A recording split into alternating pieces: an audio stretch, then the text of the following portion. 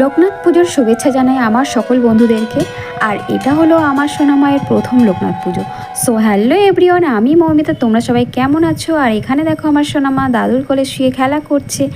আর এই পুজোর একটা দিনেই সবাই ফ্যামিলির একসঙ্গে হই। এখানে দেখো পুজো দিতে সবাই বসেও পড়েছি, ব্রাহ্মণ চলে এসেছে। আর এটা হলো আমাদের বাৎসরিক পুজো, প্রতি বছরই হয় এই পুজোটা। আর এইটা হলো আমাদের বাড়ির বাবা লোকনাথ।